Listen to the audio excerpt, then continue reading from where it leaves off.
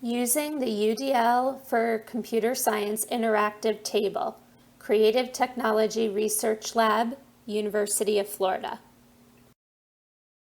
Welcome to our poster on the Universal Design for Learning for Computer Science Interactive Table. My name is Andrew Bennett. I am a research assistant and PhD student at the University of Florida. We will be addressing our design considerations and how to use the table. Alexis Cobo, Research Assistant, Creative Technology Research Lab, the University of Florida. Dr. Maya Israel, Associate Professor and Director of the Creative Technology Research Lab, University of Florida. I'm Johnny Delgado, the Content Specialist and Designer on the Kenneth C. Griffin CS for All initiative. While computer science is being taught increasingly in the K-12 context, all students do not have equal and accessible access within the discipline. The well-known movement CS for All prioritizes that every 21st century student should have a chance to learn about algorithms, how to make apps, and how the internet works. Essentially, the goal of CS for All is to focus on equitable educational needs, which mainly emphasizes historically marginalized groups such as race, gender, and socioeconomic status. Recently, advocacy for the inclusion of students with disabilities gained attention as a lack in participation, inclusion, and accessibility has become more apparent. Students with disabilities are often being set up for failure because of a lack of access and instructional support. The visual in the center of the slide demonstrates how CS activities present problems which are often ill-defined, too open-ended, or contain too many directions for students to be successful independently. Additionally, instructional affordances and challenges frequently present barriers such as a lack in motivating technology platforms, recruiting student interests, inaccessible curricula such as block-based programming, and low teacher expectations. So, how do teachers address these barriers? Equity frameworks such as UDL and high leverage practices, also referred to as HLPs, offer proactive pedagogical strategies to support instruction for each learner. HLPs are designed to address instructional approaches separated into 4 categories: collaboration, assessment, social, emotional, behavioral, and instruction.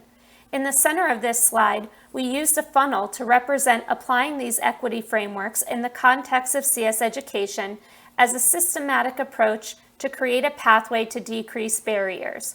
For example, HLP 16, the use of explicit instruction, tasks teachers with providing models and prompts necessary for students to understand and apply skills and concepts independently. In a CS classroom, explicit instruction is used hand in hand with the UDL guidelines and checkpoints when teaching a new programming concept, such as modeling how to debug or error analysis. In 2017, our lab created a 2D version of a UDL for CS table. On this next slide, we can see some examples of using UDL in computer science, such as giving students the choice of project, software, or topic, engagement, modeling computing through physical representations, as well as using other means like interactive whiteboards or videos, representation, and using assistive technology for students who need it, such as larger or smaller mice, using touchscreen devices, and so on. As we started research and development of the UDL for CS interactive table, several resources and theories were considered to underpin the design. The conservation of resources, or COR theory, proposes a relationship between workload, time management, and emotional resources, as stated in the cited literature on the slide. Therefore, we thoughtfully designed the user experience to account for barriers in the way a teacher would operate the website. Additionally, the user interface was inspired by a website called UDL for Teachers. UDL for Teachers models the guidelines and checkpoints through the use of video explanations accompanied by companion text and hyperlinked resources. This slide shows a partial view of the UDL for CS interactive table. Our videos are organized by principle and guidelines similar to the UDL guidelines. There are also textual explanations in a link underneath the video. Let's experience how the UDL4CS interactive table works. Please click on the link in the slide to navigate. Now you are visiting the UDL4CS interactive table. Scroll down a little to get to the actual table. Let's say I want to find out how to apply the perception guideline to CS education.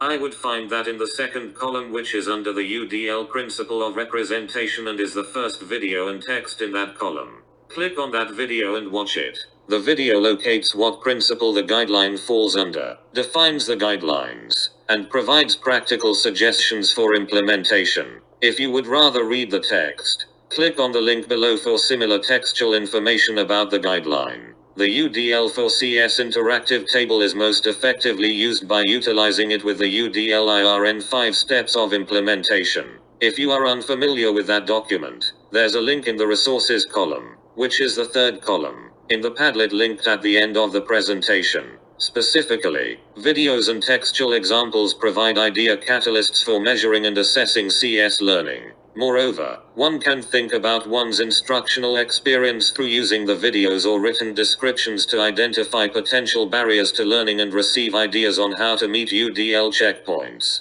For CS-specific ways of using the UDL-IRN 5 steps of implementation, we would refer you to an open access article 3 of us published in CSTA Voice. This article can be found in the resources column of the Padlet directly below the 5 steps of implementation link.